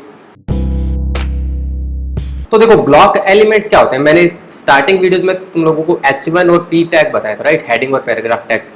हेडिंग और पैराग्राफ टेक्स्ट के में मैंने ये बताया था कि जब भी आप हेडिंग टैग लेते हैं या फिर पैराग्राफ टैग यूज करते हैं तो वो हमेशा नए लाइन से शुरू हो जाते हैं, राइट। तो ब्लॉक एलिमेंट भी किसी हद तक यही काम करता है। ब्लॉक एलिमेंट क्या काम करते हैं पूरी की पूरी स्क्रीन को कवर कर लेते हैं, ठीक है। मतलब जितना उसको स्पेस मिलता है, विड्थ वाइज में बात कर रहा हूँ, हाइट वाइज तो जैसे जैसे कंटेंट उसके अंदर आता जाएगा हाइट ऑटो इंक्रीज होती जाएगी, पर विड्थ वाइज वो पूरा का पूरा स्पेस ले लेता है, ठीक है। इसको प्रैक्टिकल करके समझते हैं। अब देखो ब्लॉक एलिमेंट में सबसे पहला जो एलिमेंट होगा H1 या फिर हेडिंग टैग और पैराग्राफ टैग नहीं होंगे, यहाँ पर जो टैग होगा वो होगा div टैग। div टैग के अंदर मैं लिखता हूँ this is div, for example मैंने लिख दिया दिस इज फर्स्ट ब्लॉक, ठीक है। इसको जाके हम रन करते हैं ताकि आप इसका आउटपुट समझ पाएं। पेज मैंने ऑलरेडी बनाया हुआ था, ठीक है, ठीक है। तो ये देखो हमारा आ गया this is first block, right. अब मैं क्या करता हूँ, एक और ब्लॉक क्रिएट करता हूँ। मैं क्या करता हूँ, सिंपली इसी को कॉपी करता हूँ और इसके बाद क्रिएट कर देता हूँ और यहाँ लिख देता हूँ सेकंड ब्लॉक, ठीक है। इसको जाकर रन करते हैं तो देखिए this is second block automatically नई लाइन के अंदर आ रहा है, राइट, उसके कंटिन्यूस नहीं जा रहा, ठीक है। तो ये डिफरेंस होता है, ये होता है बेसिकली ब्लॉक एलिमेंट। अब div ही ब्लॉक एलिमेंट है या फिर इसके अलावा भी काफ़ी एलिमेंट्स हैं। मैं आपको W3 स्कूल्स पर ले जाकर उसका लिंक शेयर कर देता हूँ ताकि आप अपने लेवल पर आगे प्रैक्टिस कर सकें, ठीक है। अगर आप यहाँ पे आके देखेंगे तो इतने सारे ब्लॉक एलिमेंट्स होते हैं, आप इनको यूज़ कीजिए, ठीक है। अगर समझ में नहीं आ रहा तो कोई दिक्कत नहीं है, आगे आगे जैसे सीरीज बढ़ती जाएगी तो मैं आपको एक्सप्लेन भी करता जाऊँगा। इनमें से हो सकता है कई एलिमेंट्स तो मैं ऑलरेडी एक्सप्लेन कर चुका हूँ, जैसे li हो गया, राइट। एड्रेस वगैरह मैंने यूज़ नहीं किया, DL टैग मैंने ऑलरेडी यूज़ कर लिया, ठीक है। div मैंने आज समझा दिया, बाकी के कई आगे की सीरीज आगे की वीडियोज़ में मैं कवर करता रहूँगा, ठीक है। तो आई होप आपको ब्लॉक एलिमेंट समझ में आ गया होगा। अब बात करते हैं इनलाइन एलिमेंट्स के बारे में। इनलाइन एलिमेंट्स क्या होता है? इनलाइन एलिमेंट्स का मतलब वो कि जो बेसिकली इसका रिवर्स, जो कि नेक्स्ट लाइन से शुरू ना हो, ठीक है। अब इसके सैंपल कौन से हो सकते हैं? इसका टैग हो सकता है एग्जांपल के लिए, ठीक है, स्पान एक एग्जांपल है इसका, ठीक है। हाँ, दिस इज इनलाइन टैग 2। अब इसको जाके रीलोड करते हैं हम, तो देखिए this is inline tag, right. ये हमारा पहला स्पान टैग था और ये हमारा दूसरा स्पान टैग था, तो जो ऑटोमेटिकली उसी के कंटिन्यूस चल रहा है, ठीक है। इसके बाद हमारा कौन हो सकता है? इसके बाद हमारा हो सकता है एंकर टैग जो हमने यूज़ किया था, href क्लिक हेयर अगेन,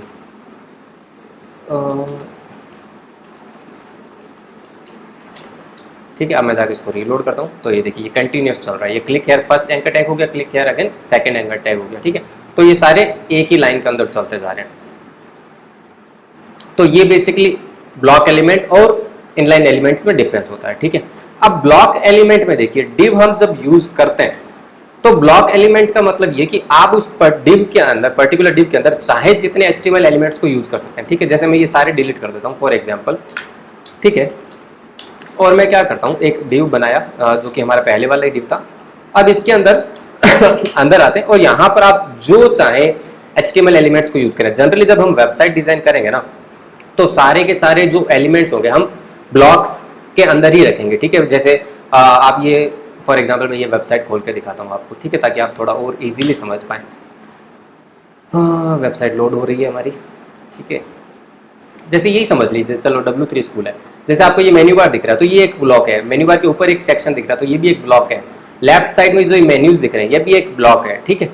तो इसी तरीके से हम आगे जब वेबसाइट डिजाइनिंग की तरफ जाएंगे ना, आगे जैसे जब हमारी CSS आई तब आप वो थोड़ा और अच्छे से समझ पाएंगे। अभी यहाँ पे जैसे मैं एक एग्जांपल लिख देता हूँ, दिस इज ब्लॉक 1, ठीक है। अब आप इसके अंदर चाहे कुछ भी लिखें, लॉरेम इप्सम मैंने लिख दिया फॉर एग्जांपल, ठीक है। मैं एक और पैराग्राफ कॉपी करके पेस्ट कर देता हूँ, ठीक है। अब जाके मैं उसको रीलोड करता हूँ तो ये देखिए ये हमारा हो गया ब्लॉक 1, इसकी हेडिंग हो गई और ये 2 पैराग्राफ हो गए, करेक्ट। अब मैं क्या करता हूँ, एक और div टैग लेता हूँ, मैं इसी को कॉपी करके पेस्ट कर देता हूँ, ठीक है। तो ये हमारा दूसरा ब्लॉक बन गया, ठीक है। अब ब्लॉक्स आई गेस आपको अच्छे से समझ में आ गए होगी। अब इसी के अंदर 2 एट्रीब्यूट्स हम यूज करते हैं। div के अंदर मैं एक एट्रीब्यूट यूज करता हूँ क्लास, ठीक है। क्लास मैंने लिख दिया फॉर एग्जाम्पल टॉप सेक्शन, ठीक है। और जो दूसरी हमारी div है उसको मैंने क्लास असाइन कर दिया बॉटम सेक्शन, ठीक है। बस अभी के लिए आप ये समझ लीजिए कि हाँ, हम जो ये क्लास एट्रीब्यूट है ना ये भी यूज कर सकते हैं। इसका यूज कहाँ होगा? इसका यूज होगा CSS जब हम पढ़ेंगे ना तब, ठीक है। इसका कुछ डिफरेंस आएगा नहीं, बेसिकली ये CSS कॉलिंग के लिए ही काम आएगा, ठीक है। तो अभी सिर्फ इतना समझ लो कि क्लास एक एट्रीब्यूट होता है जो कि हम HTML के किसी भी टैग को अप्लाई कर सकते हैं, किसी भी टैग पर अप्लाई कर सकते हैं, ठीक है। एक एट्रीब्यूट और होता है, एक एट्रीब्यूट होता है आईडी, ठीक है। इसको मैं असाइन कर देता हूं for example top section. Again class और आईडी सेम हो सकती है, कोई फर्क नहीं पड़ेगा, ठीक है। बट अगर आपने एक आईडी किसी को असाइन कर दी तो सेम आईडी दूसरे किसी भी एलिमेंट को असाइन नहीं कर सकते, ठीक है। और क्लास आप सेम असाइन कर सकते हो। फॉर एग्जांपल मैं इसको क्लास अगर सेक्शन रख दूं, ठीक है, और यहाँ से टॉप बॉटम हटा दूं तो ये दोनों क्लास चल सकती है, कोई प्रॉब्लम नहीं आएगा, ठीक है। डिफरेंस बस इतना, डिफरेंस कुछ भी नहीं रहेगा। जो CSS आप आगे जाके उस पर अप्लाई करेंगे सेक्शन पे तो बेसिकली दोनों पर अप्लाई हो जाएगी, ठीक है। पर जो ये आईडी है ना, आईडी हमेशा यूनिक होनी चाहिए। आईडी अगर आपने इस ब्लॉक को असाइन कर दिया तो सेकंड वाले को आपको डिफरेंट असाइन करना जरूरी है, ठीक है। अब ऐसा नहीं है कि मतलब अगर असाइन कर दोगे तो कोई बहुत बड़ी प्रॉब्लम होगी, कोई खास प्रॉब्लम नहीं होगी, पर जब हम जावास्क्रिप्ट और jQuery पढ़ेंगे ना तब प्रॉब्लम हो सकती है। अब हम देखते हैं कि इमोजीज किस तरीके से हम यूज कर सकते हैं, ठीक है। देखो इमोजीज जब आप यूज करते हैं, बेसिकली आप व्हाट्सएप पे या फिर किसी ना किसी चैट एप्लीकेशन पे तो यूज करते ही हैं, राइट। आप ये सोचते होंगे कि यार वो तो इमेजेस हैं, पर वो इमेजेस नहीं होती, वो आइकन है जो कि कैरेक्टर्स की फॉर्म में भी यूज आ सकते हैं, ठीक है। बेसिकली काइंड ऑफ एक वो आइकन ही है। अब हम देखेंगे कि वेब पेजेस पे, वेबसाइट्स पे हम इमोजीज को कैसे यूज कर सकते हैं, ठीक है। मेक श्योर मैं यहाँ पर उनकी इमेजेस को कॉल नहीं करने वाला हूँ, कैरेक्टर्स को यूज करते हुए हम इमोजीज को डिस्प्ले करेंगे, ठीक है। तो देखो सबसे पहले आपको क्या करना है, हेड सेक्शन के अंदर आना है और यहाँ पर आपको एक मेटा टैग डिफाइन करना है, मेटा, ठीक है। मेटा टैग के अंदर आपको डिफाइन करना है कैरेक्टर सेट। अब कैरेक्टर सेट क्या होगा आपका, UTF-8 और मेटा टैग को क्लोज कर देना है, ठीक है। अब मेटा टैग क्या होता है, मेटा टैग का मतलब ये कि मेटा टैग बेसिकली क्या करता है, आपके उस पर्टिकुलर डॉक्यूमेंट के बारे में कुछ और इन्फॉर्मेशन कलेक्ट करके रखता है, ठीक है। It is something like data about your data, ठीक है। अभी तक हम जो यूज कर रहे थे, ठीक है, HTML नॉर्मल यूज कर रहे थे, उसमें हमें किसी भी टाइप की एडिशनल इन्फॉर्मेशन की या फिर डेटा की जरूरत नहीं थी, डेटा अबाउट डेटा, ठीक है। अब हमें जरूरत पड़ रही है, क्यों, क्योंकि हमें इमोजीज को यूज करना है, तो हमें उसके लिए एक UTF-8 कैरेक्टर सेट को डिफाइन करना पड़ेगा, ठीक है। अदरवाइज क्या होगा, हमारे वो जो पर्टिकुलर इमोजीज होंगे वो कॉल नहीं हो पाएंगे। हो सकता है शायद हो भी जाए, बिकॉज जैसा मैं स्टार्टिंग से बताता आ रहा हूँ कि हमारे जो ब्राउजर्स है ना, गूगल क्रोम, फायरफॉक्स, ये काफी एडवांस है आज की डेट में, ठीक है। तो आप अपनी प्रैक्टिस के लिए डिफाइन करके रख दो, कोई खास आई डोंट थिंक ज्यादा टफ चीज है, एक ही लाइन का कोड है, ठीक है। हेड के अंदर टाइटल से ऊपर कर सकते हो, नीचे कर सकते हो, doesn't matter. Meta character set UTF-8 ये डिफाइन करके रख देना। अब हम आ जाते हैं हमारे बॉडी के अंदर। बॉडी के अंदर आकर मैं एक डिव डिफाइन करता हूँ और इसको मैं आईडी असाइन कर देता हूँ फॉर द बेस्ट प्रैक्टिस, ठीक है, इमोजीज सेक्शन फॉर एग्जाम्पल, ठीक है। अब हम हमारे डिव के अंदर आते हैं और डिव के अंदर आने के बाद क्या करते हैं, एक P टैग लेते हैं और फॉर एग्जाम्पल एक मैं कैरेक्टर डिफाइन करता हूँ। अब देखो कैरेक्टर ध्यान से समझना, कैरेक्टर मैंने टाइप कर दिया $#128512, ठीक है, बस मैंने इतना लिखा। अब मैं जाके इसको रन करता हूँ। हम जाते हैं हमारी फाइल को रन करते हैं emojis.html। तो ये देखिए ये लाफ वाला इमोजीज आ चुका है, ठीक है। अगर मुझे कुछ और डिस्प्ले करवाने हैं तो मैं सिंपली क्या करता हूँ, इसी लाइन को कॉपी पेस्ट करता हूँ, एंड वाला साइन और हैश ये आपको कॉमन रखना है, ठीक है। अब क्या करते हैं, कुछ और लेते हैं 128525, ठीक है। अब जाके देखते हैं क्या आता है, लाफ वाला आया विद हार्ट, राइट। अब जाके एक और देखते हैं, सेम कॉपी पेस्ट किया और मैं 128 के बाद में टाइप करता हूँ 151। अब जाके रीलोड करते हैं तो देखिए हार्ट वाली इमोजीज आ गई, राइट। अब इसी तरीके से बहुत सारी इमोजीज होती हैं, ठीक है, नो डाउट हमें भी नहीं पता कि नंबर कितना होता है इमोजीज का, तो ये एक एक कहाँ से टाइप करें या फिर तुम लोगों को कहाँ से मिलेगा ये कोड, राइट, क्योंकि मुझे भी याद नहीं है। इसके लिए तुम क्या कर सकते हो, सिंपल गूगल पर जाओ और सर्च करो HTML इमोजीज कोड, ठीक है। तो ये तुमको W3 के लिंक पर ले आएगा, राइट। ये देखो W3 पे आ गई और ये सारी इमोजीज आ गई। अब यहाँ पर इनके कोड भी दिए होंगे, जैसे ये 3 तो मैंने अभी समझा दिए। इसके अलावा ये देखो इतने सारे यहाँ नीचे और दिए हुए हैं। सो बस सिंपल से क्या करना है, एक HTML पेज बनाओ और P टैग लो और उसके अंदर ही डिफाइन करो और रीलोड करके देखो पेज को, बस ये सारे इमोजीज वहाँ पे आ जाएंगे। आई डोंट थिंक मुझे ज़्यादा बताने की जरूरत है कि फॉर्म क्या होता है। बेसिकली आप कई सारी वेबसाइट्स यूज करते हैं, वहाँ पर आपको फॉर्म में डेटा फिल करना होता है, right. For example registration form होता है या फिर किसी वेबसाइट में लॉग इन कर रहे हैं तो वहाँ पर भी आपको ईमेल एंड पासवर्ड डालना पड़ता है ना, तो वो भी एक फॉर्म होता है।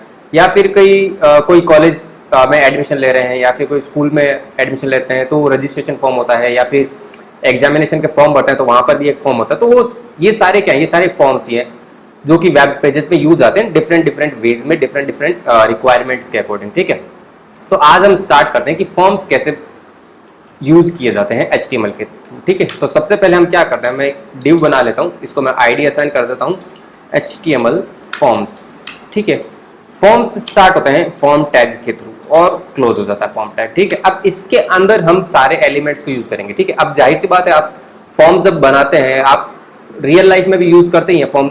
आपने देखा होगा कि कई जगह पे आपको टेक्स्ट बॉक्स के अंदर वैल्यू फिल करनी होती है, कई जगह आपको ड्रॉप डाउन से वैल्यू पिक करनी होती है ना, कई जगह रेडियो बटन होते हैं, कई जगह चेक बॉक्सेस होते हैं। तो मेक श्योर HTML के अंदर क्या है कि ना काफी सारे एलिमेंट्स हैं। तो आज की पूरी जितने भी एलिमेंट्स हैं ना वो सारे इसी वीडियो में कवर कर लेंगे। तो हो सकता है ये वीडियो थोड़ी लंबी हो जाए।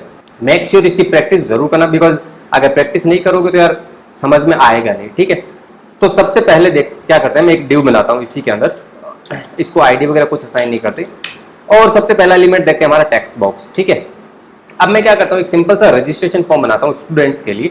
ठीक है, और उसमें हम बेसिक डेटा कलेक्ट करते हैं स्टूडेंट का। ठीक है, तो मैं सबसे पहले क्या करता हूँ, एक हेडिंग डिफाइन कर देता हूँ H3 स्टूडेंट रजिस्ट्रेशन फॉर्म।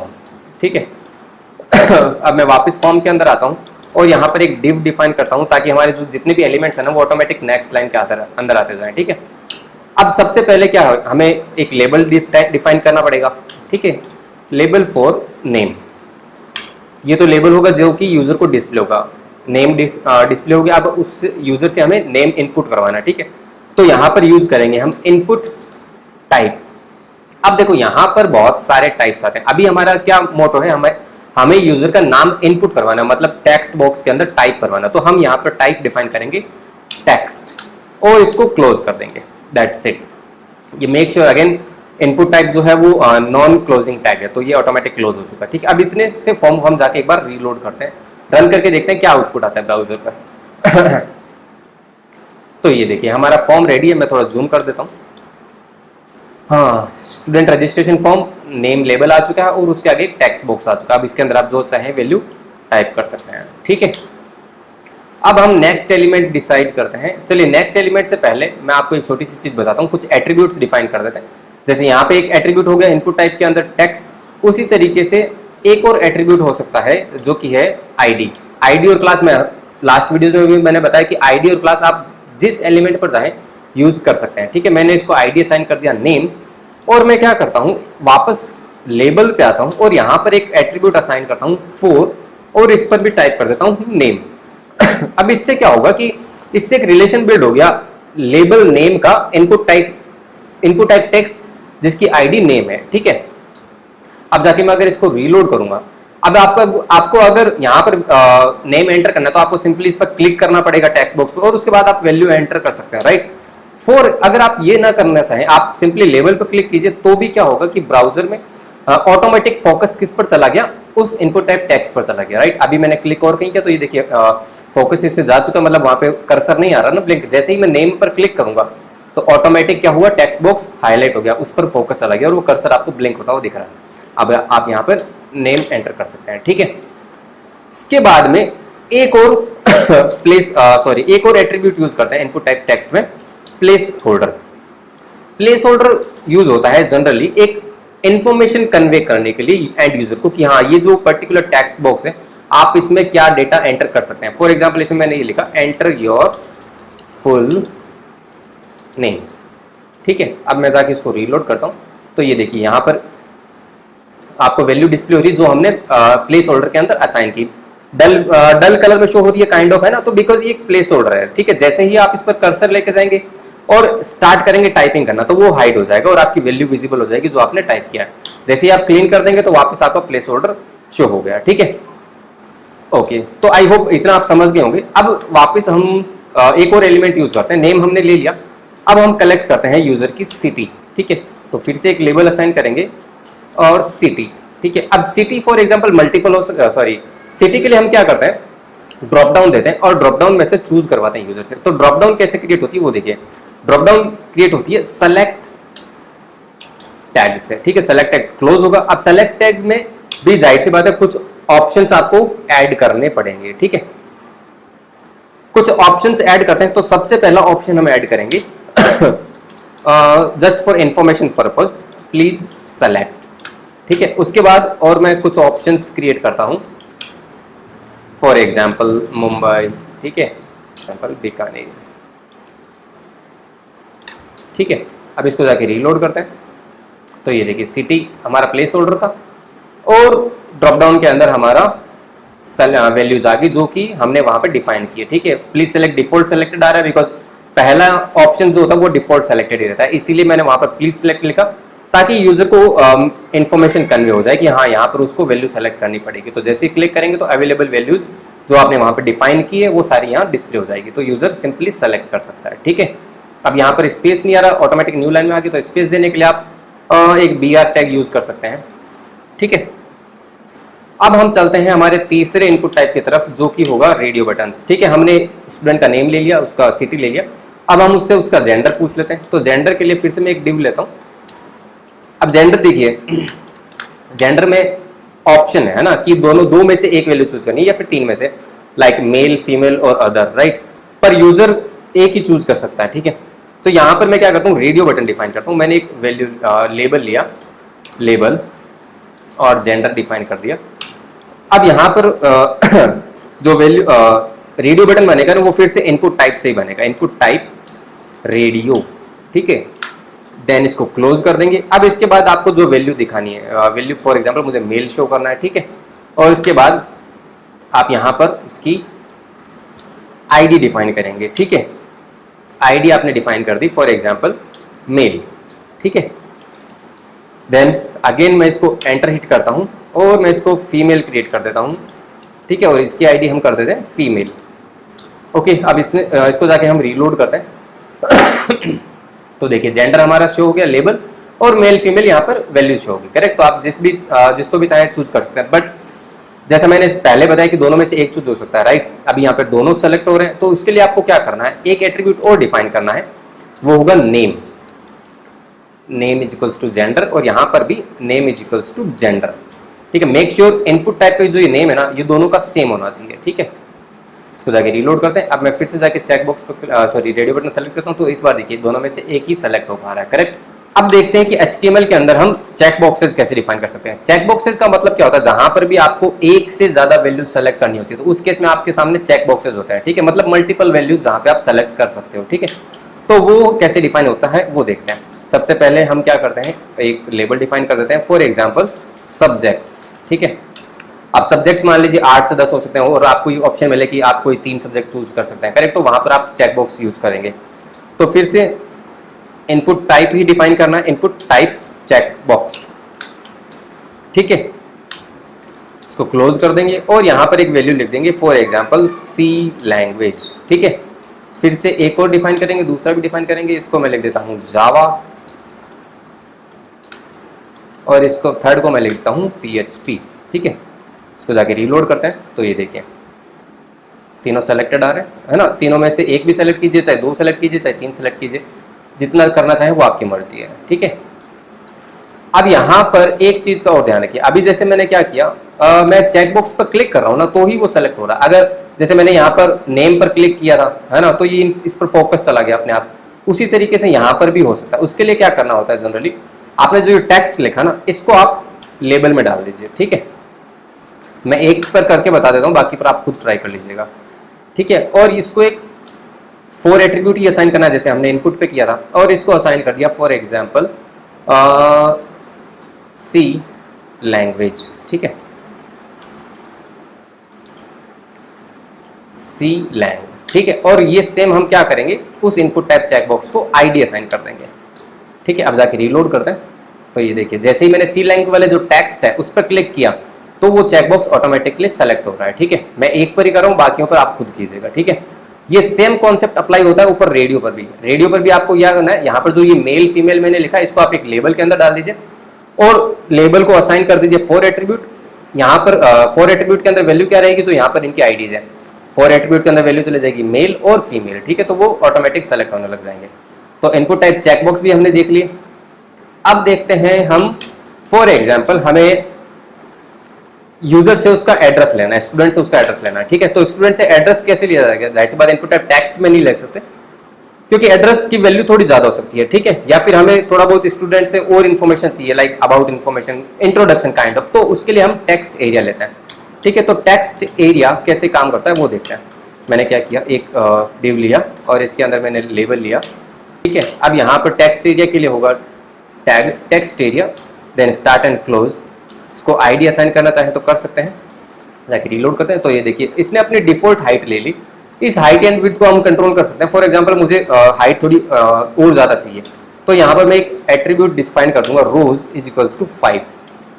तो ये देखिए इसने क्या किया, टेक्स्ट एरिया ने 5 रोज जितनी हाइट ऑटोमेटिक ले ली। मैंने फॉर एग्जांपल यहाँ लिखा 1 2 3 4 5, ठीक है।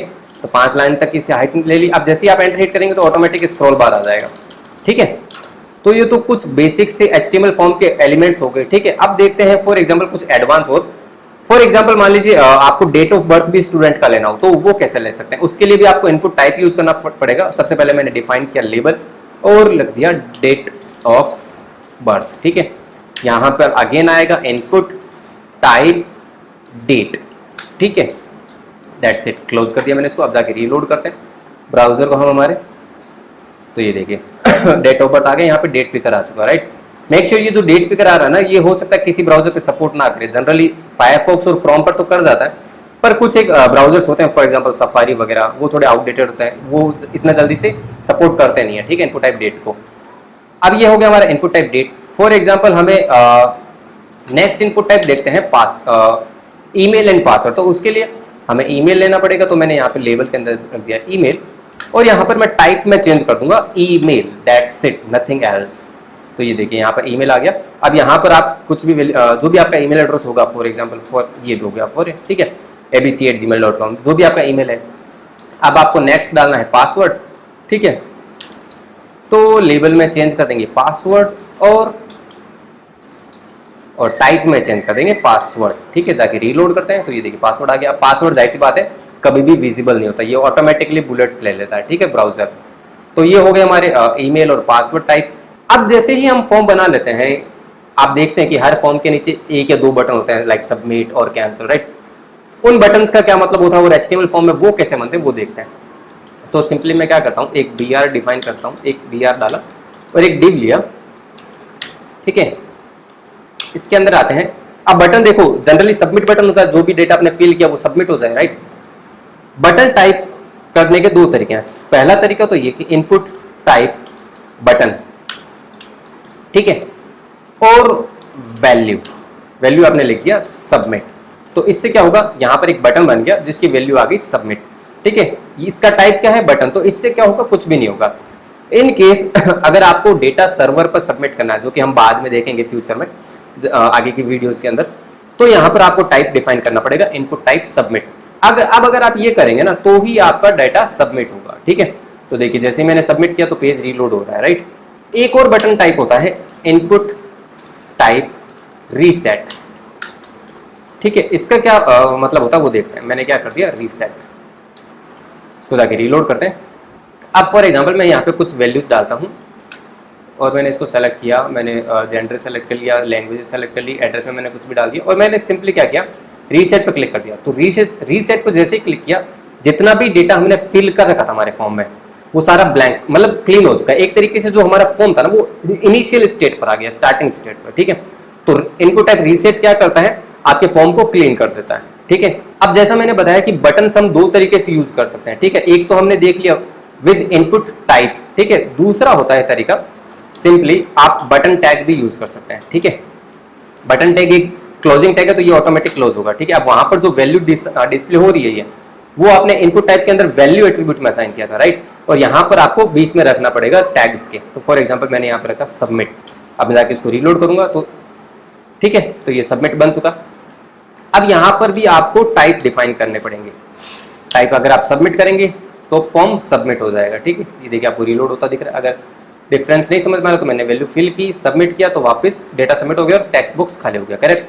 अब अगर आप इसको टाइप को चेंज कर देंगे फॉर एग्जांपल बटन से, ठीक है, तो यहाँ पे क्या होगा, डेटा सबमिट नहीं होगा, कुछ भी नहीं हो रहा। देखो मैं क्लिक कर रहा हूँ बट फॉर्म अपनी स्टेज पर है, अभी भी कुछ पेज रीलोड वगैरह नहीं हो रहा, राइट। और अगर आप इसको रीसेट कर देंगे, ठीक है, तो डेटा क्लीन हो गया। लास्ट में एक और टैग देख लेते हैं जो कि आई गेस थोड़ा इंपॉर्टेंट है, इनपुट टाइप फाइल। ठीक है, अब इनपुट टाइप फाइल का मतलब क्या होता है, कई बार आप वेबसाइट्स वगैरह में अपनी प्रोफाइल पिक्चर भी अपलोड करते हैं, अपना रिज्यूमे भी अपलोड करते हैं, डिपेंड करता है किस टाइप का वो फॉर्म है, तो वो किस तरीके से अपलोड होता है, वो इस तरीके से अपलोड होता है। वहां उस केस में आपको क्या डिफाइन करना पड़ता है, input type file, that's it. अब अगर आप इसको जाके रीलोड करेंगे तो ये देखिए यहाँ पर इमेज लेबल हो गया, चूज फाइल अपने आप एक इनपुट टाइप फाइल बन गया। अब यहाँ पर आप इमेज, डॉक्यूमेंट या पीडीएफ जो भी आपको अपलोड करना है वो आप कर सकते हैं। ठीक है, जैसे ही आप कोई फाइल सेलेक्ट करेंगे ना यहाँ पर, तो जो भी आपकी फाइल होगी उसका नाम यहाँ पे डिस्प्ले हो जाएगा। सो आई होप वेब पेजेस के अंदर फॉर्म कैसे डिजाइन करते हैं वो समझ में आ गया होगा। एक प्रैक्टिस के लिए मैं एग्जाम देख लेता हूँ गूगल पर ही, HTML फॉर्म एग्जाम्पल्स। ठीक है, मैं कोशिश करूँगा इन्हीं में से कोई मुझे जो अच्छा दिखेगा फॉर्म, उसकी इमेज का मैं लिंक नीचे डिस्क्रिप्शन में डाल दूंगा। तो चलो अब स्टार्ट करते हैं, वीडियो फाइल को कैसे डिस्प्ले करें वेब पेज पर वो देखते हैं। तो सबसे पहले मैं क्या करता हूँ, एक डिव लेता हूँ, उसको आईडी असाइन कर देता हूँ, वीडियो सेक्शन। ठीक है, इसके अंदर हम एक वीडियो फाइल को कॉल करते हैं। मैंने फाइल बना रखी है, वीडियो फाइल्स को भी अपने इस फोल्डर के अंदर रख रखा है। ठीक है, तो अब कोड के साथ साथ देखते हैं कैसे कॉल किया जाता है। वीडियो कॉल करने के लिए हम यूज करेंगे वीडियो टैग। ठीक है, वीडियो टैग स्टार्ट करेंगे, क्लोज कर देंगे और उसके अंदर आ जाएंगे।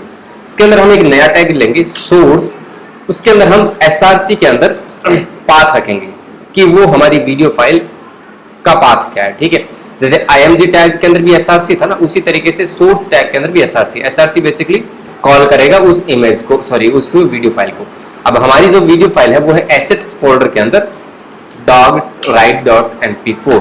पाथ सेट करने के बाद में यहाँ पर मुझे टाइप डिफाइन करना पड़ेगा with N attribute with type. ठीक है, अब हमारे टाइप क्या है, video/mp4। ये जो बेसिकली वीडियो का जो टाइप है ना, ये आप देख पा रहे हैं .mp4। इसी तरीके से अगर आप मान लीजिए फॉर एग्जांपल आपके पास कोई और वीडियो फाइल होती है जिसका एक्सटेंशन कोई और होता है, तो वो आप सिंपली यहाँ पर टाइप करते हैं जस्ट आफ्टर वीडियोस। ठीक है, ये जो पाथ मैंने डिफाइन किया ना, ये रिलेटिव पाथ है। ठीक है, जनरली जब हम वेबसाइट डेवलपमेंट करते हैं ना, तो जितनी भी हमारी फाइल्स होती हैं, additional files like images, CSS या फिर ऑडियो वीडियो फाइल, ठीक है, एज पर आर रिक्वायरमेंट, वो हम जनरली हमारी जहां पर सारी फाइल्स होती है वहीं पर एक फोल्डर बना लेते हैं, assets, images, CSS something like. ठीक है, जनरली एक फोल्डर बनाते हैं एसेट्स, और उस एसेट्स के अंदर हम सब फोल्डर और बना लेते हैं, इमेजेस के लिए इमेजेस, CSS के लिए CSS, और वीडियो ऑडियो के लिए audio video file something like. अभी मैंने और तो नहीं बनाया, सिर्फ एक ही फोल्डर बनाया, एसेट्स फोल्डर बनाया रूट पर, जहां पर हमारी बाकी सारी फाइलें,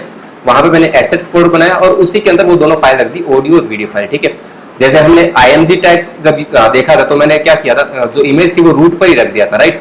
उसको भी आप ट्राई कर सकते हैं कि उस पर्टिकुलर इमेज को किसी फोल्डर के अंदर डाल के भी कैसे कॉल कर सकते हैं, वो सेम रहेगा पाथ।